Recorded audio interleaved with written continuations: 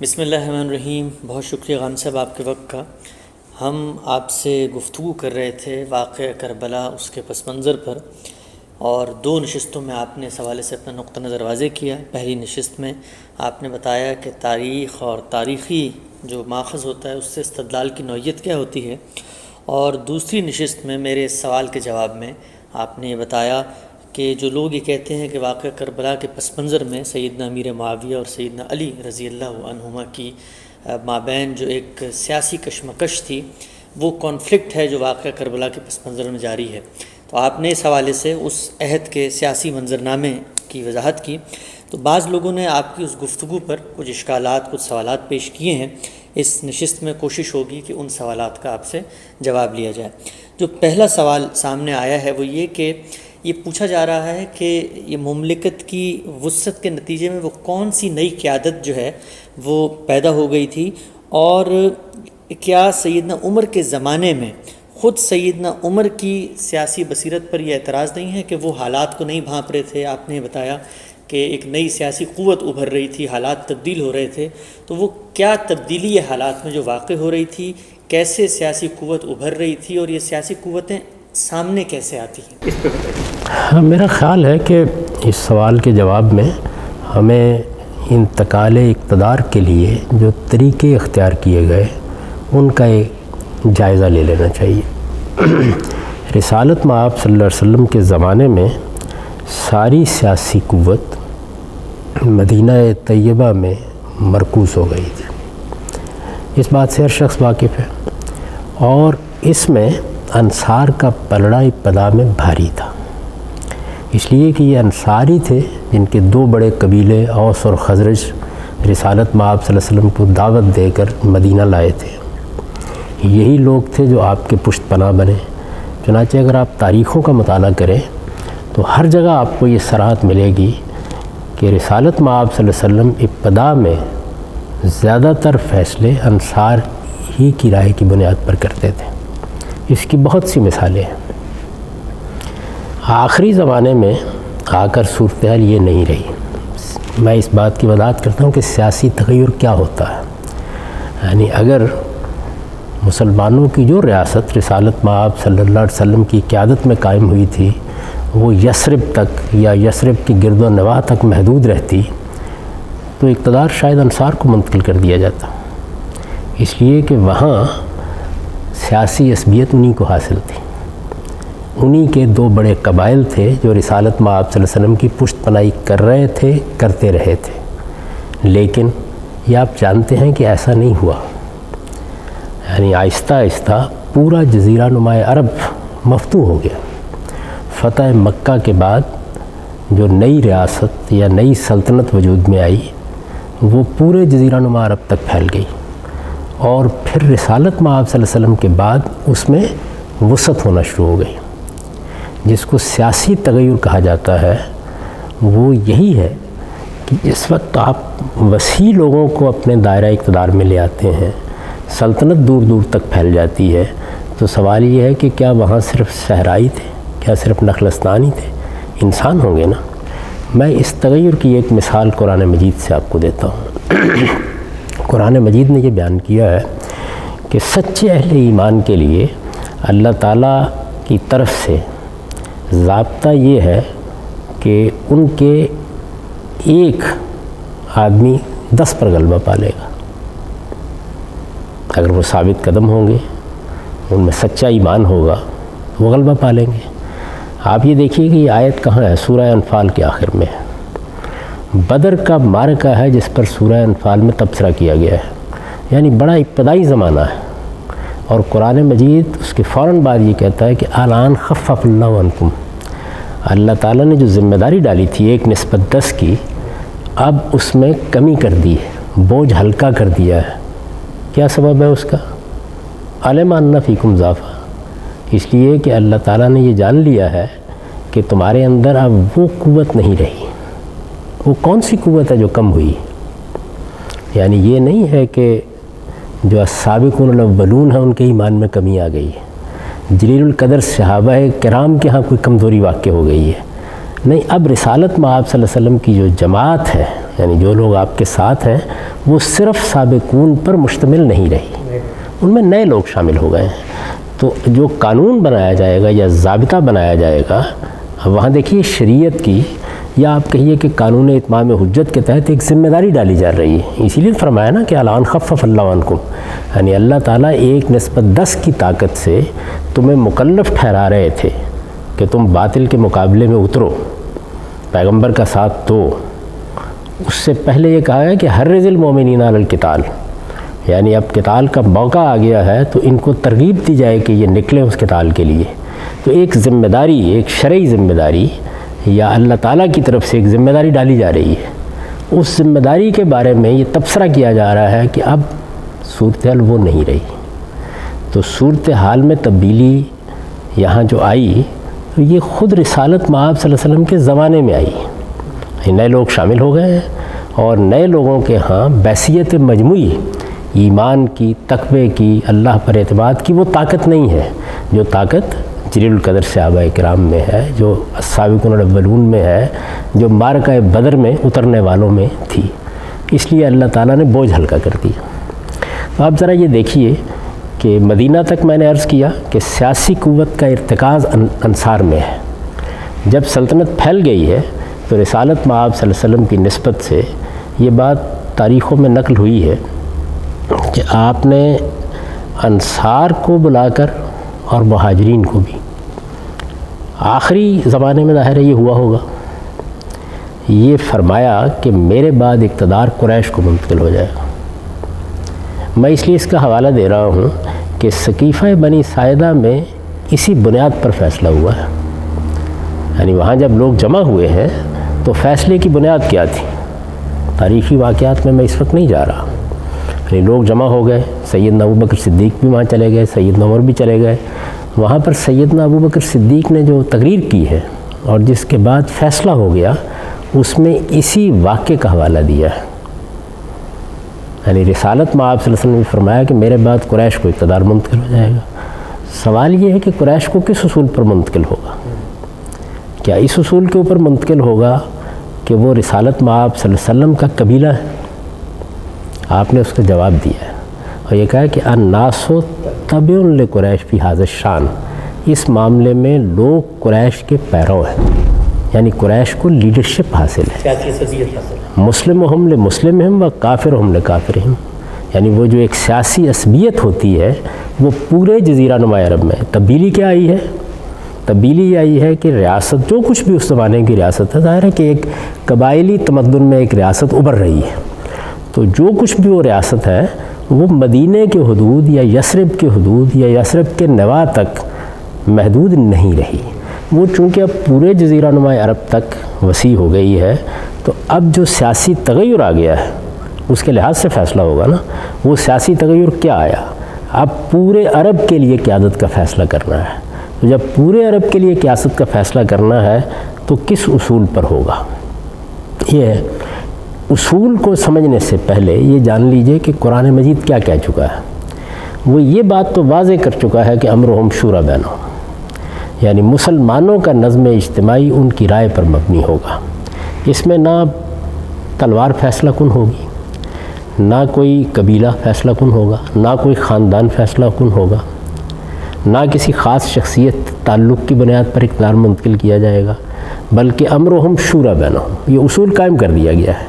لیکن اس اصول کو قائم کر دینے کے بعد اس کو کسی زمین پر روبہ عمل ہونا ہے۔ یعنی جب آپ کہتے ہیں کہ لوگوں کی رائے کی بنیاد کے اوپر حکومت قائم ہوگی، امرہم شورا بینہم کے اور کوئی معنی نہیں ہے۔ یعنی مسلمانوں کے ہاں کسی کو کوئی استحقاق نہیں، نہ علماء کو، نہ فلسفیوں کو، نہ کسی خاص طبقے کو، نہ کسی خاص گروہ کو۔ امرہم شورا بینہم، یعنی انہی کے مابین رائے اور مشورے سے فیصلہ ہو جائے گا۔ تمام معاملات اسی اصول پر طے ہوں گے۔ تو انتقال اقتدار کے بارے میں تو یہ اصول قائم کر دیا گیا کہ وہ جمہوری طریقے سے ہوگا، لوگوں کی رائے کی بنیاد پر ہوگا۔ میں نے اس پر بڑی تفصیل سے بحث کی ہے، اس پر مولانا سید ابو اللہ صاحب مودودی نے سب سے اچھی بحث کی ہے تفہیم القرآن میں، اس کو بھی اگر آپ دیکھ لیں تو وہ بالکل واضح کر دیا ہے انہوں نے، اور مجھے پورا اتفاق ہے ان سے کہ اس میں در حقیقت ہر لحاظ سے لوگوں کی رائے پر فیصلے کو منحصر قرار دے دیا گیا، اور جب لوگوں کی رائے پر فیصلے کو منحصر قرار دے دیا گیا ہے تو اس کا لازمی نتیجہ کیا ہے؟ اکثریت کی رائے فیصلہ کن ہو جائے گی۔ یہ ظاہر ہے کہ اس کی کرولری ہے۔ جس وقت آپ کہیں گے کہ اس معاملے کا فیصلہ 10 آدمیوں کو کرنا ہے تو ان کے مابین اگر اتفاق ہو گیا تو بہت اچھی بات ہے، اگر نزاع ہے تو پھر اکثریت کی رائے فیصلہ کن ہو جائے گی۔ تو جمہوریت کیا ہے؟ اکثریت کی رائے کی بنیاد پر حکومت کا قیام، یعنی لوگوں کو آپ آزادی دیں، رائے کی آزادی دیں، فکر کی آزادی دیں، اظہار کی آزادی دیں، اور پھر ان کی رائے پر فیصلہ کر لیں۔ اگر آپ یہ کہتے ہیں کہ فلاں خاندان حکومت کرے گا، فلاں طبقہ حکومت کرے گا، فلاں گروہ حکومت کرے گا، فلاں شخص کے موالی حکومت کریں گے، تو اصول دوسرا ہوا نا۔ امرہم شورا بینہم میں تو یہی ہونا ہے کہ لوگوں کی رائے پر، لیکن لوگوں کی رائے کی بنیاد پر اب فیصلے جو کچھ بھی کیے جائیں گے وہ ظاہر ہے کہ اس تمدن کے لحاظ سے ہوں گے۔ یہ آج کا زمانہ نہیں ہے کہ جس میں آپ بیلٹ باکس رکھ دیں گے اور اس میں لوگ ووٹ ڈال دیں گے آ کے۔ پورے جزیرہ نما عرب کی سیاسی صورتحال میں لوگوں کو فیصلہ کرنا ہے۔ رسالت مآب صلی اللہ علیہ وسلم اگر اس فیصلے کو چھوڑ دیتے، اس کے بارے میں کوئی بات بھی نہ کہتے، اصول کے اطلاق کا کیا طریقہ ہوگا، تو شاید بہت بڑی نزاع واقع ہو جاتی۔ تو آپ نے ایک اصولی اطلاق واضح فرما دیا، یعنی 2 گروہ ہیں، ایک انصار ہیں اور دوسرے قریش ہیں یا مہاجرین جن کو کہا جا رہا ہے۔ گویا اس زمانے میں جس طرح آج ہم کہتے ہیں نا کہ ہمارے ملک میں 3 بڑی سیاسی جماعتیں ہیں، تو گویا 2 بڑی سیاسی قوتیں موجود ہیں۔ اگر آپ یثرب کے لحاظ سے دیکھیں تو انصار، اور اگر پورے جزیرہ نما عرب کے لحاظ سے دیکھیں تو مہاجرین قریش، یہ 2 قوتیں موجود ہیں۔ اب ان دونوں قوتوں میں قضیہ ہو سکتا ہے، نزاع ہو سکتی ہے، اس میں آپ نے یہ فرمایا کہ میرے بعد قریش کو اقتدار منتقل ہو جائے گا۔ اصول کیا ہے؟ وہی امرہم شورا بینہم کا اصول، اطلاق کرنا ہے نا اس کا، قبائلی معاشرے میں اس کا اطلاق کرنا ہے۔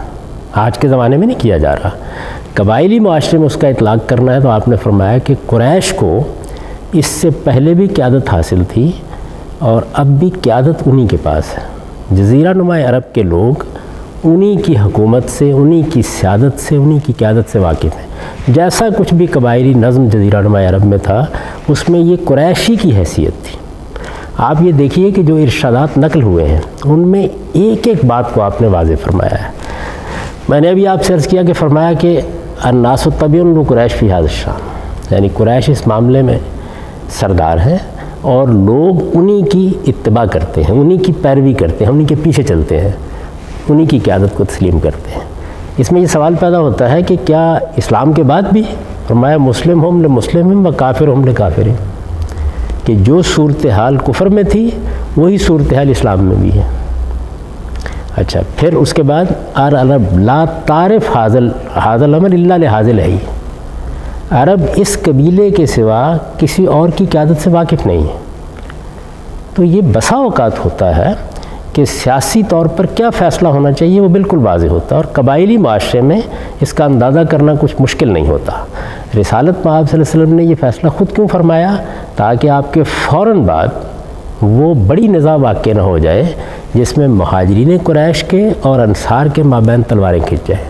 گویا ایک قضیے کا اندازہ کر کے کہ وہ پیدا ہو جائے گا، آپ نے اس کے بارے میں ایک ہدایت دی۔ یہ دیکھیے کہ جس وقت لوگ سقیفے میں اکٹھے ہوئے، انصار وہاں پہلے سے بیٹھے ہوئے تھے اور انصار اپنی قیادت ہی کا مطالبہ کر رہے تھے۔ کسی بھی گروہ میں جب عصبیت کا احساس ہوتا ہے، طاقت کا احساس ہوتا ہے یا لیڈرشپ اس کے ہاں موجود ہوتی ہے تو فطری طور پر وہ یہ چاہتا ہے کہ اقتدار میرے پاس آئے۔ میں یہاں اس سے پہلے بھی توجہ دلا چکا ہوں کہ اسلام کو اس پر کوئی اعتراض نہیں ہے، یعنی جس چیز کو ناپسند کیا گیا ہے وہ یہ ہے کہ کوئی گروہ یا کوئی فرد اقتدار کا حریص ہو جائے۔ میں یہ سمجھتا ہوں کہ میں فلاں خدمت انجام دے سکتا ہوں تو میں پیش کروں گا اپنے آپ کو۔ تو انصار یہ سمجھتے تھے کہ انہوں نے رسالت مآب صلی اللہ علیہ وسلم کا ساتھ دیا ہے، آپ ان کی دعوت پر یہاں آئے ہیں، وہی پشتیبان رہے ہیں اس سارے پیغام کے۔ بہت سی جنگیں لڑی گئی ہیں جس میں انہوں نے اپنے جان، مال، آبرو ہر چیز کو خطرے میں ڈالا ہے، تو ظاہر ہے کہ ایک پس منظر تھا ان کا، اور مدینے میں ان کو ایک طرح کی عصبیت بھی حاصل ہے۔ تو اس عصبیت کی بنیاد پر انہوں نے یہ چاہا کہ اقتدار اب رسالت پاک صلی اللہ علیہ وسلم کے بعد ان کو حاصل ہو جائے۔ ان کے بڑے لیڈر سعد بن عبادہ اس وقت موجود تھے، بڑی ہی زوردار تقریریں ہو رہی تھیں۔ اب سیدنا ابو بکر صدیق جب تقریر کرنے کے لیے کھڑے ہوئے ہیں تو انہوں نے تقریر کرتے وقت انصار کی خدمات کا اعتراف کیا، بہت اچھی تقریر کی، اور اس کے بعد سعد بن عبادہ سے یعنی لیڈر سے پوچھا، جو رہنما وہاں موجود ہے ان میں سب سے بڑے آدمی سعد بن عبادہ ہیں، انہی کی قیادت کا مسئلہ بھی زیر بحث ہے، اور ان سے پوچھا انہوں نے کہ سعد تمہیں یاد ہے یہ تم موجود تھے، بیٹھے ہوئے تھے، رسالت میں آپ صلی اللہ علیہ وسلم نے اس وقت یہ فیصلہ کیا تھا، اور پھر یہ جو میں نے آپ کو عبارات سنائی ہیں یہ اصل میں اسی موقع پر سامنے آئی۔ روایت کون کر رہے ہیں؟ سیدنا ابو بکر صدیق۔ تصدیق کون کر رہا ہے کہ یہ رسالت میں آپ صلی اللہ علیہ وسلم کا فیصلہ ہے؟ سعد بن عبادہ، یعنی ان کے الفاظ ہیں لقد علمت یا سعد، سعد تمہیں معلوم ہے، جانتے ہو۔ رسول اللہ نے فرمایا تھا انت قائد، آپ وہاں بیٹھے ہوئے تھے۔ اچھا، اب یہ دیکھیے صحابہ کرام کا کردار کیا ہے، یعنی اس موقع کے اوپر کہ انصار اپنے لیے قیادت کا مطالبہ کر رہے ہیں، اس موقع پر کہ سعد بن عبادہ ان کے رہنما ہیں، اگر ان کا یہ مطالبہ تسلیم کر لیا جائے تو قیادت ان کے پاس جائے گی۔ میں آپ کوئی اور ہوتا تو ہو سکتا ہے کہ اس کمزوری میں مبتلا ہو جاتا کہ انکار کر دیتا، لیکن رسول اللہ صلی اللہ علیہ وسلم کے بارے میں صحابہ کی زبان سے غلط بات نہیں نکلتی۔ اسی اصول کو محدثین نے پھر بعد میں ایک قاعدے کی صورت دے دی کہ صحابہ تو کلہم عدول، یعنی وہ رسالت میں آپ صلی اللہ علیہ وسلم کی نسبت سے کبھی جھوٹ نہیں بولتے۔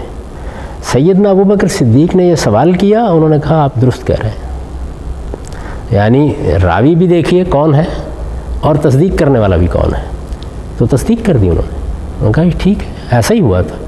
اس کے بعد پھر انصار نے، ظاہر ہے کہ وہ رسول اللہ پر ایمان لائے تھے، اس کے بعد انصار نے پھر اپنے لیڈر کی طرف بھی نہیں دیکھا۔ چنانچہ نزاع کو ختم کر دینے کے لیے سیدنا عمر رضی اللہ عنہ نے جب بیعت کے لیے آگے بڑھ کر سیدنا ابو بکر کا ہاتھ پیش کر دیا تو انصار بھی ٹوٹ پڑے بیعت کرنے کے لیے۔ یہ معلوم ہے کہ ایک بڑا خطبہ ہے وسیع جس میں سیدنا عمر نے یہ بتایا ہے کیا ہوا تھا اس موقع کے اوپر، اس کو ضرور پڑھنا چاہیے ہر شخص کو۔ اس میں انہوں نے پوری وضاحت کی ہے، انہوں نے یہ بتایا ہے کہ بھائی وہاں پر ایک نزاع برپا ہو گئی تھی، ایک اقلیتی گروہ اقتدار کا مطالبہ کر رہا تھا، بات وہاں تک پہنچ گئی تھی کہ وہ یہ کہہ رہے تھے کہ منا امیر و منکم امیر، ایک شخص تم میں سے حکمران بن جائے، ایک ہم میں سے حکمران بن جائے۔ ظاہر ہے کہ یہ چیز تو کسی اقتدار میں بھی قبول نہیں کی جا سکتی۔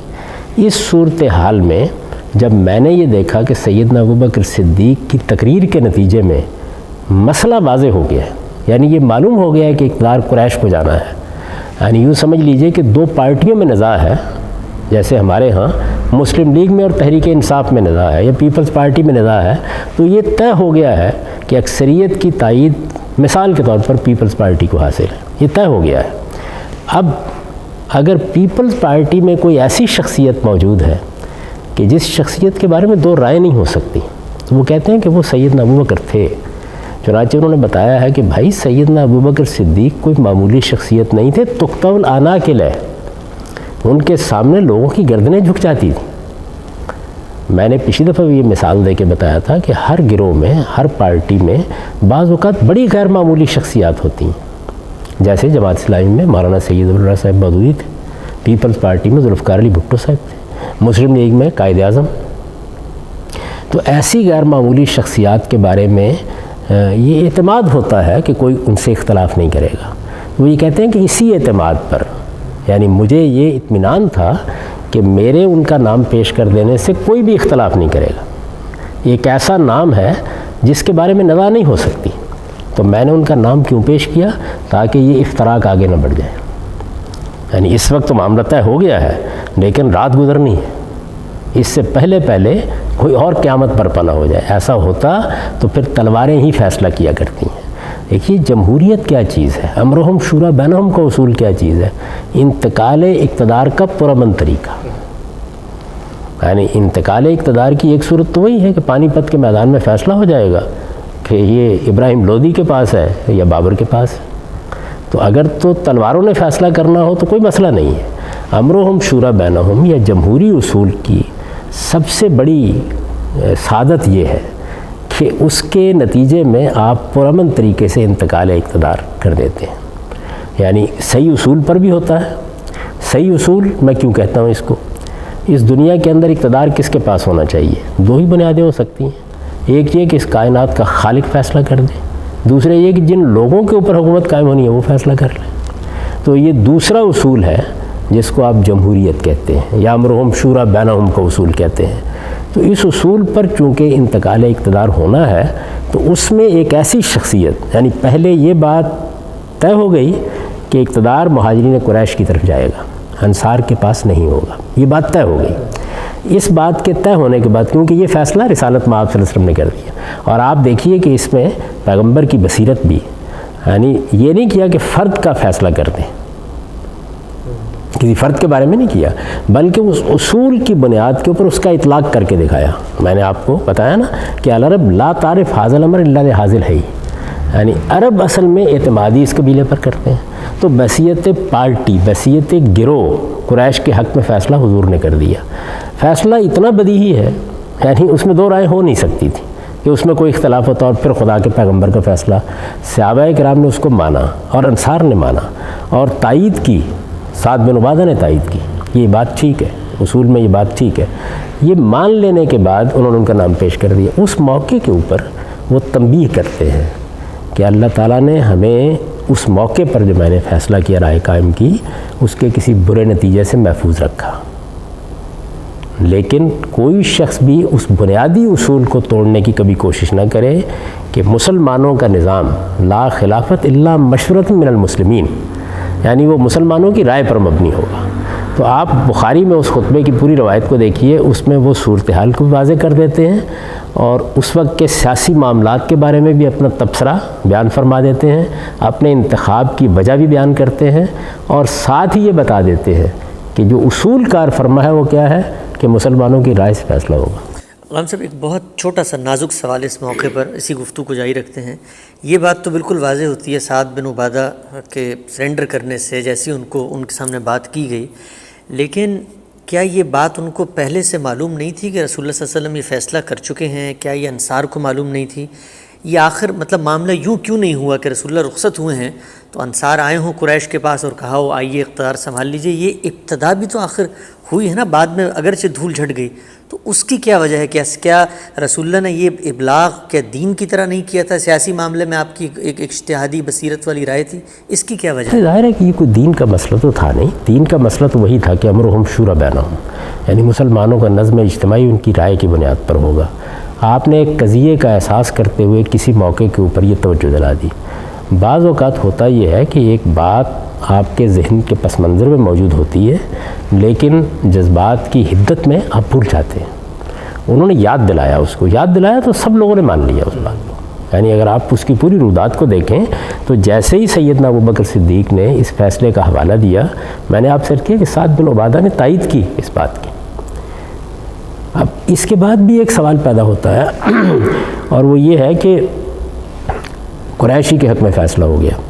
قریش کے اندر سے کیا لوگوں سے یہ توقع نہیں کی جا سکتی تھی کہ وہ انصار کی خدمات کا اعتراف کرتے ہوئے انصاری کے کسی لیڈر کو حکمران بنا لیں؟ یہ ہو سکتا تھا. میں اس کی تائید میں سیدنا عمر کا ایک قول پیش کر دیتا ہوں. انہوں نے کہا کہ اگر معاذ بن جبل ہوتے تو ہم ان کو نامزد کر دیتے. ظاہر ہے کہ وہ انصار میں سے. تو ایسا ہوتا ہے بعض اوقات کہ بڑی غیر معمولی کوئی شخصیت کسی دوسرے گروہ میں ہے، اتفاق ہو گیا، آپ نے اس کو قبول کر لی. یہ خود یہ بات بتا رہی ہے کہ صحابہ کرام کس جگہ سے معاملات کو دیکھ. اقتدار کی حرص نہیں ہے، اقتدار کی حرص نہیں ہے، حقائق کا انکار کرنے کا کوئی سوال نہیں ہے، اور ہر ایک کی یہ خواہش ہے کہ افتراق پیدا نہ ہونے پائے. تو میں یہ عرض کر رہا ہوں کہ اس طرح وہی اصول ہے امرہم شورا بینہم کا، جس کا اس وقت کے لحاظ سے جو تمدن، جو حالات اس وقت میسر تھے، اس میں اس کا اطلاق کیا گیا. یہ مدینہ ہی میں ساری لیڈرشپ موجود ہے، یعنی اس پر یہ اعتراض نہیں کیا جا سکتا. نیا علاقہ فتح ہوا ہے، جو تعلق پیدا ہوا ہے رسالت مآب صلی اللہ علیہ وسلم کے صحابہ کا عرب کے دوسرے لوگوں کے ساتھ، وہ حاکم اور محکوم کا تعلق ہے. کیونکہ ہمیں یہ معلوم ہے کہ رسول اللہ صلی اللہ علیہ وسلم کی طرف سے اتمام حجت کے بعد اللہ تعالیٰ نے نہ ماننے والوں کے لیے جس سزا کا اعلان کیا ہے سورہ توبہ میں، وہ کیا ہے؟ یعنی نہ ماننے والوں میں مشرکین عرب ہیں تو ان کے لیے موت کی سزا ہے، اور دوسرے گروہ ہیں، اہل کتاب کے بھی کچھ گروہ موجود تھے، دوسرے گروہ ہیں تو ان کے لیے محکومی کی سزا ہے۔ تو اس وجہ سے غیر مسلم جتنے بھی ہو سکتے تھے وہ یا تو مشرکین کے زمرے کے ہوں گے یا اہل کتاب کے۔ اہل کتاب کے زمرے کے لوگوں کو اس سزا کا سامنا تو نہیں کرنا پڑے گا جو مشرکین کے لیے بیان ہوئی ہے، لیکن محکومی کی سزا ان کے لیے بھی، حتی یؤتوا الجزیۃ عن ید وہم صاغرون، یعنی ان کو بھی محکومی قبول کرنی ہے۔ یہ اصول جان لینا چاہیے، اس لیے کہ اللہ کے پیغمبر کی طرف سے اتمام حجت کے بعد اس اصول کی میں بہت وضاحت کر چکا ہوں۔ اس کا تو کوئی سوال نہیں ہے کہ وہاں کوئی قومی ریاست قائم ہونی ہے، یعنی جو تعلق پیدا ہونا ہے صحابہ کے درمیان، حضور پر ایمان لانے والوں کے اور دوسروں کے حاکم محکوم کا تعلق ہے، تو صحابہ کرام کی جو جمعیت ہے حضور صلی اللہ علیہ وسلم پر ایمان لانے والوں کی، اس میں جتنی بھی قیادت ہے وہ ساری مدینہ میں جمع ہو چکی ہے، کیونکہ حضور نے یہ بتا دیا تھا کہ لوگ جہاں جہاں بھی ہیں وہ یہاں آ جائیں۔ اگر کچھ لوگ نہیں آئے تھے تو ظاہر ہے کہ وہ قیادت میں بھی اس مقام پر نہیں تھے، تو لیڈرشپ ساری کی ساری جو تھی وہ وہاں جمع تھی۔ اس میں ظاہر انصار کی لیڈرشپ بھی موجود تھی اور مہاجرین قریش کی لیڈرشپ بھی موجود تھی، جو نئی لیڈرشپ پیدا ہوئی۔ یعنی ایک تو قریش کی وہ لیڈرشپ تھی جو زمانہ کفر میں تھی، وہ ساری بدر میں ختم ہو گئی، اس کی جگہ جو نئی لیڈرشپ رسالت مآب صلی اللہ علیہ وسلم پر ایمان لانے والوں کے اندر سے پیدا ہوئی وہ ساری مدینہ میں موجود تھی۔ فیصلہ اسی کو کرنا تھا، یعنی امرہم شورا بینہم کے اصول پر یا جمہوری اصول پر جن لوگوں کو فیصلہ کرنا چاہیے وہ سب وہاں پہ ریپرزنٹ کر رہے تھے۔ آپ پارلیمانی نظام میں کیا کرتے ہیں؟ یعنی لوگوں کے ریپرزنٹیٹیو ہیں نا جو اقتدار کا آخری فیصلہ کرتے ہیں، تو لوگوں کے ریپرزنٹیٹیو، لوگوں کے نمائندے، لوگوں کے عرفاء۔ میں نے اس کا حوالہ دیا ہے اپنی بعض تحریروں میں کہ غزوہ حوازن کے موقع کے اوپر خود رسالت مآب صلی اللہ علیہ وسلم نے اس اصول کی طرف بھی اشارہ کر دیا۔ اس وقت ایک بہت بڑا لشکر تھا، تو آپ نے قیدیوں کے رہا کرنے کے بارے میں لوگوں سے رائے لینا چاہیے، تو لوگوں نے بات کرنا شروع کی تو آپ تک بات پہنچی نہیں، اور آپ نے فرمایا کہ بھئی اب ہر آدمی بول رہا ہے تو ایسے کرو کہ تم اپنے عرفاء منتخب کر کے بھیج دو، تو نمائندے منتخب کر کے بعض حالات میں یہ طریقہ ہوگا۔ نمائندے پہلے ہی سے منتخب ہیں، یعنی ایک قبائلی نظم کے اندر نئی لیڈرشپ پیدا ہو کے پرانی لیڈرشپ کی جگہ لے چکی ہے۔ یہ معلوم ہے کہ وہ نئے لوگ کون ہیں جن کی طرف لوگ نگاہ اٹھا سکتے ہیں۔ اس میں جب اس اصول کا اطلاق کر دیا گیا کہ قریش کی جمعیت اور قریش کی عصبیت اس وقت پورے عرب کی عصبیت ہے، لوگوں کی تائید انہیں کو حاصل ہے۔ عصبیت کیا چیز ہے؟ یعنی لوگوں کی بہت بڑی تعداد محبت رکھتی ہے، تعلق رکھتی ہے، پشت پناہی کرتی ہے، ان کی قیادت تسلیم کرنے کے لیے تیار ہے، اسی کو عصبیت کہا جائے گا نا۔ تو یہ چیز ہے جس کی بنیاد پر رسالت مآب صلی اللہ علیہ وسلم نے فیصلہ کر دیا، یعنی امرہم شورا بینہم کے اصول کا ایک قبائلی معاشرے میں جب آپ اطلاق کریں گے، آج کے زمانے میں بھی تو اسی طرح کریں گے۔ آپ یہ دیکھیے کہ اس زمانے میں ہم نے اپنے ہاں کے قبائلی علاقوں کے معاملے میں یہی طریقے اختیار کیے۔ ان کے عمائدین ہیں، ان کے بڑے لوگ ہیں جن کے ذریعے سے ہی ان کی رائے کی نمائندگی ہوتی رہی ہے۔ اب کہیں جا کر ہم اس پوزیشن میں آئے ہیں، یہ 21ویں صدی کی بات کر رہے ہیں، اب کہیں جا کے اس پوزیشن میں آئے ہیں، اور اب بھی معلوم نہیں آئے ہیں کہ نہیں آئے ہیں کہ ان کو بھی اسی طریقے سے حق دیا جائے جس طریقے سے باقی قوم کو حاصل ہے۔ تو ہمارا حال یہ ہے کہ ہم آج کے زمانے کی چیزوں کو دیکھتے ہیں اور پھر اس کے بعد حاضر کو رفتہ میں داخل کر دیتے ہیں۔ اس وقت یہی سب سے زیادہ اچھا طریقہ ہو سکتا تھا۔ اچھا، یہ رسالت مآب صلی اللہ علیہ وسلم یہ فیصلہ نہ فرماتے تو ظاہر اس پہ بحث ہوتی، بہت بڑی نزاع پیدا ہو جاتی۔ اس سے بچنے کے لیے، چونکہ آپ کی شخصیت ہر نزاع سے بالاتر تھی اور آپ کے کسی فیصلے کے بارے میں یہ رائے نہیں ہو سکتی تھی کہ اس میں کسی جانبداری کا اندیشہ ہے، تو آپ نے خود ہی یہ فیصلہ فرما دیا۔ اور اس کے بعد میں نے عرض کیا کہ سیدنا ابوبکر صدیق کی شخصیت ایسی تھی کہ گویا لوگوں کے مابین ان کے بارے میں اختلاف کا کوئی امکان نہیں تھا۔ اچھا، 2 آدمی 4 آدمی فرض کر لیجیے اختلاف بھی رکھتے ہیں تو لا یوبا بھی، اس کی کوئی حیثیت نہیں ہے، جمہوری اصول پر بھی کوئی حیثیت نہیں ہے، تو ایک بڑی تعداد اس کی تائید ظاہر ہے کہ اگلے دن کے واقعات سے ہو جاتی ہے۔ اگلے دن آ کے جب یہ اطلاع کی گئی تو کیا مدینہ میں بغاوت ہو گئی؟ کیا اب تلواریں کھنچ گئیں؟ کیا لوگوں نے ماننے سے انکار کر دیا؟ کچھ بھی نہیں ہوا، یعنی لوگوں نے خوش دلی کے ساتھ ان کو اپنا حکمران مان لیا۔ تو بالکل ٹھیک جمہوری اصول کے اوپر سیدنا ابو بکر صدیق کو اقتدار منتقل ہو گیا۔ اب اس میں یہ ذہن میں رکھیے کہ جمہوری اصول کے اوپر جب میں کہتا ہوں تو پہلی چیز کیا ہے، پورے جزیرہ نما عرب میں جس گروہ کو لوگوں کی تائید حاصل ہے اس گروہ کو اقتدار منتقل ہوا ہے، اس گروہ کو۔ وہ کون ہے؟ مہاجرین قریش۔ اس گروہ کی ساری قیادت اس پس منظر میں، یعنی رسالت میں آپ صلی اللہ علیہ وسلم کی دعوت اٹھی، آپ مدینہ میں آئے، وہ دارالہجرت قرار پایا، اس پس منظر میں ساری قیادت مدینہ ہی میں موجود ہے۔ جو قیادت پہلے تھی قریش کی وہ ختم ہو چکی ہے، یعنی پارلیمنٹ مدینہ میں ہے آج کے زمانے کے لحاظ سے دیکھیں، یعنی وہ ساری قیادت جو پہلے تھی وہ معرکہ بدر میں ختم ہو گئی ہے، اور نئی قیادت جو پیدا ہوئی ہے وہ ساری پہلے سے وہی موجود ہے، اسی کو فیصلہ کرنا ہے۔ تو امرہم شورا بینہم کے ہر اصولی اطلاق کے لحاظ سے بالکل ٹھیک قاعدے کے مطابق سیدنا ابو بکر صدیق کو حکومت منتقل ہو گئی۔ اس وجہ سے جب لوگ یہ کہتے ہیں نا کہ دیکھیے وہ تو ایک چبوترے پر لوگ بیٹھے ہوئے تھے، انہوں نے منتخب کر لیا، ایسا نہیں ہے۔ پارلیمانی پارٹی کا بھی اگر آج مثال کے طور پر اس وقت ہمارے وزیر اعظم دنیا سے رخصت ہو جائیں تو جس پارٹی کے پاس اقتدار ہے اسی کی پارلیمانی گروہ کو مل بیٹھ کے فیصلہ کرنا ہے۔ وہ ہو سکتا ہے کہ بنی گالہ میں فیصلہ کر رہے ہوں بیٹھ کے، ہو سکتا ہے کہ کسی چبوترے پر بیٹھ کے فیصلہ کر رہے ہوں، ہو سکتا ہے کسی ہوٹل میں بیٹھ کے فیصلہ کر رہے ہوں، لیکن کیا وہ فیصلہ نمائندگان کا فیصلہ نہیں ہوگا، ریپرزنٹیٹیوز کا فیصلہ نہیں ہوگا؟ تو اصل میں بات یہ ہے کہ اس موقع کے اوپر بھی بالکل اسی طریقے سے ایسا ہوا ہے۔ میں پھر توجہ دلا دوں کہ جو اصول ہے، یعنی یہ اصول کہ فیصلے کی بنیاد امرہم شورا بینہم ہے، اس کا اطلاق آپ ان حالات میں کریں گے جو آپ کو میسر ہے۔ آج کے حالات میں اس کا اطلاق اور طریقے سے ہوگا، قبائلی تمدن میں اور طریقے سے ہوگا، کسی اور معاشرے میں اور طریقے سے ہوگا۔ ہم اس وقت انتخابات کی بات کرتے ہیں، اس میں آپ بیلٹ باکس رکھتے ہیں، اس میں ایک الیکشن کمیشن بناتے ہیں، اس کے بعد یہ سب ہوتا ہے۔ ممکن ہے کہ ٹیکنالوجی کا ایسا انقلاب برپا ہو کہ 15-20 سال کے بعد ہم بالکل ہی اور طریقے سے یہ انتخاب کر رہے ہیں۔ تو طریقہ ہم نہیں ہے، وہ اصول کیا ہے، پرنسپل کیا ہے جس کی بنیاد پر فیصلہ ہو رہا ہے، وہ امرہم شورا بینہم ہے۔ اور میں نے عرض کیا کہ سیدنا عمر رضی اللہ عنہ نے جو خطبہ دیا ہے وضاحت کرنے کے لیے، اس میں پھر ایک مرتبہ اس اصول کو مؤکد کیا ہے کہ یہ بات یاد رکھو کہ لا خلافت الا مشورۃ من المسلمین، یعنی مسلمانوں کے رائے ہی سے خلافت کا انعقاد ہونا ہے، یہ طے شدہ اصول ہے۔ اس کا ظہور کیسے ہوگا، اطلاق کیسے ہوگا، جو حالات میسر ہوں گے۔ اب دوسرے انتخاب پر آئیے، اس میں بھی بہت اطمینان سے لوگ یہ کہہ دیتے ہیں کہ یہ تو ایسے ہی ہے جیسے کہ ولی عہد مقرر کیا جاتا ہے۔ سیدنا ابو بکر صدیق نے سیدنا عمر کو نامزد کر دیا، ایسا نہیں ہوا، یعنی بالکل وہی قاعدہ اختیار کیا گیا ہے جو قاعدہ اس سے پہلے ہم زیر بحث لا چکے ہیں۔ سیدنا ابو بکر صدیق کا آخری وقت آیا ہے تو انہوں نے تمام بڑے لیڈروں کو بلایا ہے۔ آپ جو ہمارے ہاں تاریخ کی اولین کتابوں میں شمار ہوتی ہے طبقات ابن سعد، صرف اس کو نکال لیجئے اور اس میں وہ ساری رودات پڑھ لیجئے، یعنی یہاں پھر دیکھیے جو بات بیان کی جاتی ہے وہ بالکل سادگی سے بیان کر دی جاتی ہے کہ انہوں نے نامزد کر دیا۔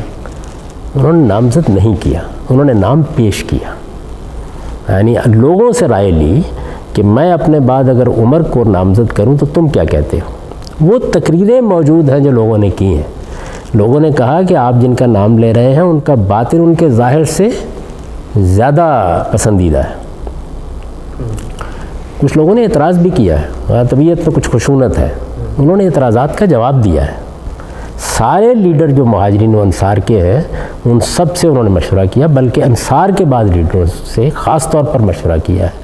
مشورہ کرنے کے بعد جب ان کو یہ اندازہ ہو گیا کہ اس وقت قریش کے جو بڑے لیڈر یہاں موجود ہیں، اور ظاہر ہے کہ سیاسی حالات میں کوئی بڑا تغیر نہیں آیا تھا، جتنے لیڈر بھی یہاں موجود ہیں ان کی اکثریت آپ کہہ سکتے ہیں، بلکہ اتفاق رائے وہ سب کے سب مطمئن ہیں۔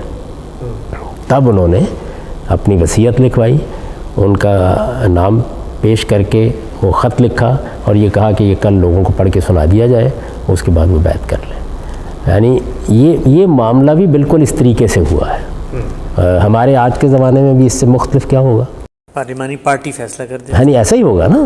اگر فرض کر لیجئے کہ حکمران دنیا سے رخصت ہو گیا ہے تو کسی نئے انتخابات کا سوال نہیں ہوگا۔ یہاں تو اب ہم نے 5 سال کی مدت مقرر کی ہوئی ہے ورنہ تو اگر آپ بالکل سادگی سے ایک قبائلی ماحول میں چلے جائیں تو بھائی جب سیاسی حالات میں تغیر ہوگا تو ہو جائے گا، لیکن جب تک نہیں ہے تو جس گروہ کے بارے میں ابھی تک یہ اطمینان ہے کہ پورے عرب میں اسی کی سیادت قائم ہے وہی فیصلہ کرے گا، اس کی لیڈرشپ وہیں موجود ہے اور وہ فیصلہ کر رہی ہے جو فیصلہ انہوں نے کیا۔ تو سیدنا عمر کے بارے میں بھی بالکل اسی اصول کا اطلاق کیا گیا، یعنی لیڈروں نے اپنی رائے دی ہے، تقریریں کی ہیں، اپنی پسندیدگی کا اظہار کیا ہے۔ سیدنا عثمان کی تقریر موجود ہے اس میں، سیدنا اسید کی تقریر موجود ہے اور بعض لیڈروں کی ہے۔ مہاجرین و انصار کے تمام بڑے لوگوں سے مشورہ کرنے کے بعد انہوں نے یہ رائے قائم کی، ایسے ہی آج کے زمانے میں بھی کیا جائے گا۔ اب یہ دیکھیے کہ سیدنا عمر رضی اللہ عنہ کا غیر معمولی دور جب ختم ہوا، اور ظاہر ایک بڑے حادثے پر ختم ہوا اس لیے کہ ان کو بھی شہید کر دیا گیا، تو انہوں نے جو 2-4 دن زندگی کی مہلت پائی اس کے دوران میں کیا کیا ہے آپ دیکھیے، وہاں پر بھی بالکل وہی صورتحال ہے۔ وہ یہ کہتے ہیں کہ اس وقت 6 لوگ ہیں لیڈرشپ جن میں منحصر ہو گئی ہے۔ میں یہاں پھر عرض کر دوں کہ پہلی غلط فہمی جو عام طور پر لوگوں میں وہ یہ کہ سقیفہ میں بیٹھ کے ایک فیصلہ کر دیا گیا، وہ فیصلہ بھی صحیح سیاسی اصول پر ہوا ہے، امرہم شورا بینہم ہی کو پس منظر میں رکھ کے ہوا ہے۔ دوسرے انتخاب کے بارے میں کہا جاتا ہے کہ وہاں تو انہوں نے نامزد کر دیا، وہ نامزدگی اس طرح نہیں ہوئی جس طرح خیال کیا جاتا ہے کہ بس میں نے نامزد کیا اور اس کے بعد کسی کو حکمران بنا دیا گیا۔ اس کے لیے رائے لی گئی ہے، مشورہ لیا گیا ہے، کوئی اعتراض ہوا ہے تو اس کا جواب دیا گیا ہے، اور تمام بڑے لیڈروں نے اتفاق کیا ہے اس نامزدگی سے، اس کے بعد ان کا نام پیش کیا گیا ہے۔ تیسرے معاملے میں میں یہ عرض کر رہا ہوں کہ سیدنا عمر رضی اللہ عنہ کیا کہہ رہے ہیں، اس میں بھی یہ تاثر دیا جاتا ہے کہ انہوں نے 6 آدمیوں کی شورا بنا دی۔ ایسا نہیں ہے، انہوں نے یہ کہا ہے تم 6 لوگ ہو کہ جن کو لوگ لیڈرشپ کے لیے دیکھتے ہیں، 6 کینڈیڈیٹس ہیں، 6 کینڈیڈیٹس ہیں، 6 لوگ ہو تم جن کی طرف لوگ لیڈرشپ کے لیے دیکھ سکتے ہیں، یعنی اگر کوئی اختلاف ہونا ہے تو تمہارے درمیان ہی ہونا ہے، یعنی یا سیدنا علی کے حامی ہوں گے، یا سیدنا عثمان کے حامی ہوں گے، یا عبد الرحمن بن عوف رضی اللہ عنہ کے حامی ہوں گے، یا حضرت سعد بن وقاص کے حامی ہوں گے، یا حضرت طلحہ کے حامی ہوں گے، یا حضرت زبیر کے حامی ہوں گے۔ تو انہوں نے فرمایا کہ یہ معاملہ تم 6 ہی میں ہے، جو ہونا ہے تمہارے اندر ہی ہونا ہے۔ ایسے یہ نا کہ جیسے مثال کے طور پر آپ مسلم لیگ کے بڑے لیڈروں کو سامنے رکھ لیں اور یہ کہیں گے بھائی جو معاملہ ہے تمہارے اندر ہی ہے۔ ایک زمانے میں ہمارے یہاں انتخابات ہوئے تو اس میں جنیجو صاحب بھی تھے، جتوئی صاحب بھی تھے، نواز شریف صاحب بھی تھے، تو اب گویا جو ہونا ہے 3 ہی لوگوں میں ہونا ہے۔ یہ صورتحال ہے، یعنی آپ اگر سادگی سے اس بساط کو دیکھیں، اب یہ 6 لوگ ہیں، یہ کوئی شورا نہیں ہے، بلکہ وہ کہہ رہے ہیں کہ تم آپس میں فیصلہ کرو۔ کس بات کا فیصلہ کرو؟ کیا تم کسی ایک آدمی پر راضی ہو جاتے ہو؟ جس پر تم راضی ہو جاؤ گے لوگ راضی ہو جائیں گے، کیونکہ لوگ تمہارے پیچھے ہیں۔ یعنی اس وقت بھی اگر آپ دیکھیں کہ جتنی پاکستان میں بڑی پارٹیاں ہیں، اگر آپ غور کریں، تحریک انصاف ہے، مسلم لیگ ہے، پیپلز پارٹی ہے، ANP ہے، جمعیت علماء اسلام ہے، MQM ہے، آپ یہ جتنی بھی نمایاں پارٹیاں، جماعت اسلامی کو بھی شامل کر لیں، یعنی یہ جو نمایاں پارٹیاں ہیں، اگر آپ یہ کہتے ہیں کہ بھائی تمہاری لیڈرشپ ہے جس کے اندر اختلاف ہونا ہے، تو تم جو زیادہ اعتماد رکھنے والا کوئی شخص ہے اس کے اوپر اطمینان کر لو۔ انتخابات کرانا ممکن نہیں ہے، آپ ایک قومی حکومت قائم کرنا چاہتے ہیں، آپ عام طور پر کرتے ہیں نا آل پارٹیز کانفرنس بلا لیتے ہیں، اس موقع کے اوپر آپ کچھ فیصلے کرتے ہیں، آراء قائم کرتے ہیں، تو ہر وقت انتخابات ہی نہیں ہوتے، بے شمار موقعوں کے اوپر دوسرے طریقے اختیار کرنے پڑتے ہیں۔ ایک یہ سب قریش سے نہیں کا تعلق ہے، یعنی وہ پارٹی سب کے سب قریش سے ہے، یعنی وہ تو طے ہے کہ قریش کے اندر ہی سے لیڈرشپ ہونی ہے، یہ تو طے ہے، سوائے اس کے کہ خود قریش مطمئن ہو جائے کہ ان کے ہاں لیڈرشپ نہیں ہے یا ان کی لیڈرشپ سے زیادہ بہتر لیڈرشپ دوسری جگہ ہے، اور وہ اعتماد کر لیں۔ جیسے میں نے کہا کہ وہ اعتماد اگر قریش کا حاصل ہو جائے تو سعد بن عبادہ کو بھی حاصل ہو سکتا تھا، وہ اس کے خواہش مند رہے، وہ معاذ بن جبل کو بھی حاصل ہو سکتا تھا، وہ دنیا میں اس وقت موجود نہیں تھے۔ وہ تو بالکل ایسے ہی ہے کہ بعض اوقات ایک بڑی پارٹی بھی یہ کہتی ہے کہ ہم کسی دوسری پارٹی کے بڑے لیڈر کے اوپر اعتماد کر رہے ہیں۔ اصل چیز تو یہ ہے نا کہ لوگوں کی پشت پناہی آپ کو حاصل ہے، ان کا اعتماد آپ کو حاصل ہے۔ تو وہ 6 لوگ جو اکٹھے ہو رہے ہیں ان کو کیا کہا جا رہا ہے یعنی ان سے یہ نہیں کہا جا رہا کہ تمہیں تمہاری شورا بنا دی گئی ہے، نہیں، تم وہ 6 لوگ ہو، لیڈرشپ جن میں منحصر ہے، تم آپس میں کسی ایک آدمی پر متفق ہو جاؤ۔ ظاہر ہے کہ جو تم متفق ہو جاؤ گے تو تمہارے پیچھے جو لوگ موجود ہیں وہ آپ سے آپ متفق ہو جائیں گے، اور اس طرح پرامن طریقے سے انتقال اقتدار ہو جائے گا۔ اس موقع کے اوپر انہوں نے ابو طلحہ انصاری کو بلایا، اور سیدنا عمر نے ان سے کہا کہ جب یہ لوگ مل بیٹھے میرے بعد تو تم دروازے پر کھڑا ہو جانا، 50 انصار کے لوگوں کو لے گئے۔ اب دیکھیے نا کہ انصار چونکہ اقتدار کی اس کشمکش میں شریک نہیں ہے اس وقت، انہی کے لوگوں کو یہ کہا، یہ ایک بڑے پہلوان قسم کے آدمی تھے، تم کھڑے ہو جانا اور ان کو 3 دن سے زیادہ کی مہلت نہ دینا، ان سے کہو فیصلہ کرو۔ آپ نے دیکھا ہوگا خود پوپ کا فیصلہ کرنے کے لیے یہی طریقہ اختیار کیا جاتا ہے، دروازے بند کر دیے جاتے ہیں اور کارڈینل فیصلہ کرتے ہیں۔ تو گویا 6 لیڈروں کے مابین یہ فیصلہ ہونا ہے۔ یہ لوگ اکٹھے ہوئے، اب دیکھیے کہ انہوں نے کیا طریقہ اختیار کیا۔ عبد الرحمن بن عوف رضی اللہ عنہ بہت ہی سیاسی بصیرت رکھنے والے بزرگوں میں سے اگر آپ ان کی زندگی کا مطالعہ کریں تو انہوں نے کہا کہ بھائی سب سے پہلے تو یہ ہے کہ ہم 6 ہیں، تعداد کم کرنی چاہیے، تو ایک ایک کے حق میں دستبردار ہو جائیں۔ اب ان کے اس دعوت کے اوپر ایک ایک حق میں دستبردار ہوا، 3 لوگ رہ گئے، یعنی ایک سیدنا علی، ایک سیدنا عثمان اور ایک خود عبد الرحمن بن عوف۔ تو اب گویا معاملہ حضرت عمر نے کہا تھا 6 لوگوں پہ منحصر ہے، 3 میں رہ گیا، کم ہو گئے لوگ۔ تو انہوں نے کہا کہ میں اپنے آپ کو دستبردار کرتا ہوں اگر تم فیصلے کا حق مجھے دے دو، یعنی تم مجھے یہ اختیار دے دو کہ میں دیانتداری کے ساتھ، میرے اوپر اعتماد کرو، تم میں سے کسی ایک کے حق میں فیصلہ کر دو، ان 2 میں سے، ظاہر ہے کہ 3 ہے نا، تو انہوں نے کہا میں اپنے آپ کو خود دستبردار کر لیتا ہوں، پیچھے ہٹ گئے وہ۔ تو اب ان کو فیصلہ کرنا تھا، یہ اختیار دے دیا گیا ان کو فیصلہ کرنا تھا سیدنا علی میں اور سیدنا عثمان میں۔ اس رائے تک پہنچنے کے لیے وہ لوگوں کے پاس بھی گئے، انہوں نے گلی بازار میں پھر کر بھی رائے لی اپنی رائے قائم کرنے کے لیے، اس لیے کہ فیصلے کا اختیار ان کو دے دیا گیا تھا۔ یہاں پر بھی کوئی ریفرینڈم نہیں ہو رہا، یعنی لیڈرشپ متعین ہے، طے ہے کہ یہ لیڈرشپ ہے، لیڈرشپ کو فیصلہ کرنا ہے، ایک آدمی تک پہنچنا ہے۔ انہوں نے حضرت عثمان کے حق میں فیصلہ کر دیا، اس کے بعد حضرت عثمان نے اقتدار سنبھال لیا۔ ہم سب یہاں پر ہم گفتگو کو روکیں گے اور انشاءاللہ آئندہ نشست میں آپ یہیں سے اس کو آگے جاری فرمائیے گا۔ واقعہ کربلا، اس کا پس منظر، ہم نے آپ سے آپ کی آراء جاننے کا سلسلہ جاری رکھا ہوا ہے۔ بعض اشکالات جو اس دوران آپ کی گفتگو کے اوپر سامنے آئے ان پر ہم آپ کا نقطہ نظر جان رہے ہیں۔ سیاسی حالات میں وہ کیا تغیر واقع ہو گیا تھا سیدنا علی کی خلافت کے انعقاد کے وقت، آپ نے بہت تفصیل سے تینوں خلفائے جو راشدین تھے ان کے انتخاب کے طریقے، اس وقت کے سیاسی حالات پر روشنی ڈالی۔ تو اپنی گفتگو کو آئندہ نشست میں آپ پھر مزید آگے جاری رکھیے گا۔